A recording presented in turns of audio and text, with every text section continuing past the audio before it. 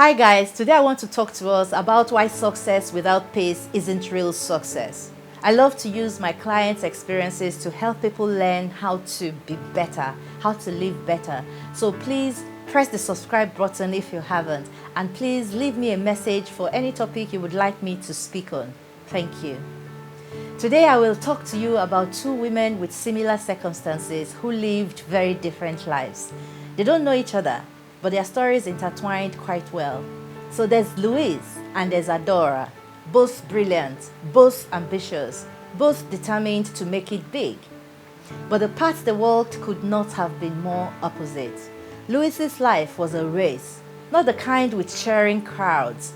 It was the kind where if you slow down, you feel like you will collapse. She owned a chain of successful boutiques, traveled constantly for business, and was celebrated in magazines as the woman who built her multi-million-dollar empire from scratch. Her days were scheduled minute by minute. 6 a.m. gym, 7:30 a.m. strategy calls, 9 a.m. store managers briefings, 10:15 a.m. investor speech, lunch in the car, dinner an afterthought, rest optional. She wore success like a perfectly tailored suit, but inside she felt like she couldn't breathe. Her smiles were polished, her conversations efficient, her heart tired. Louise had everything she thought success was made of: money, influence, reputation, options. But peace was a luxury she believed she could not afford. Now let's see Adora. Adora was different. Adora had been an exceptionally successful corporate lawyer who decided to resign her role as a lawyer and run a small bookshop and tea house by the sea in Victoria Island, Lagos State.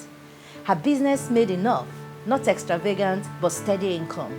She already learned from her years as a corporate high flyer that there was more to life than the hustle.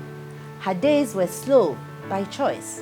She woke up with the sun, drank tea on her balcony, barefoot, read poetry to children in her bookstore on weekends. Adora had long heart-to-heart conversations with strangers who became her friends. She wasn't famous, she wasn't in the magazines anymore, but her eyes glowed with something rare: contentment. People said Adora has lost her fire, that she was not ambitious anymore. But Adora knew ambition was not her love language anymore, so she maintained her lane. For Adora, it is about direction, about living on her own terms. By divine coincidence, or maybe divine humor, both women ended up seated beside each other at a seaside cafe near Adora's bookstore in VI. Louise was in Nigeria for a brand expansion meeting. Adora was there because she liked coming out there for a drink during her short breaks. They exchanged polite conversations for a while. Then Louise, exhausted, busted out, "I don't think I can help this anymore." Adora looked at her, not with pity, but with recognition. She had been there before. She asked Louise the same question I had asked her that changed everything for her.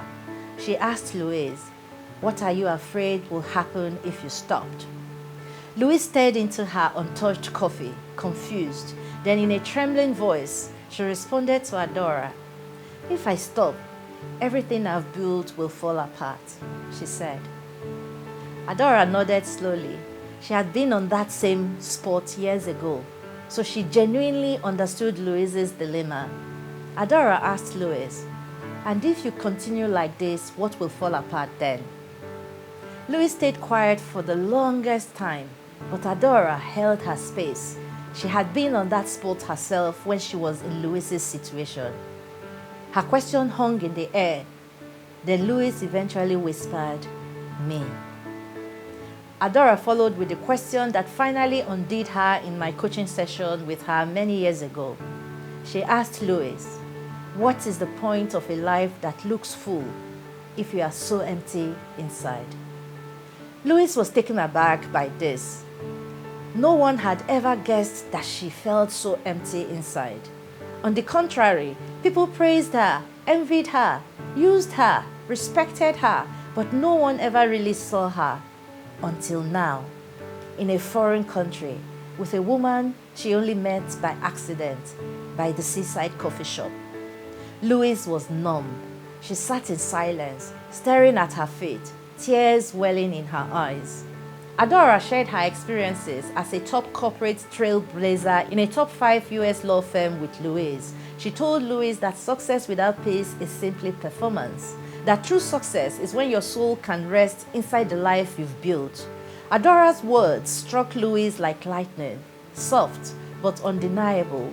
Louise felt the truth of Adora's words in her bones. She had built a beautiful cage, gold-plated, admired by all, but still a cage.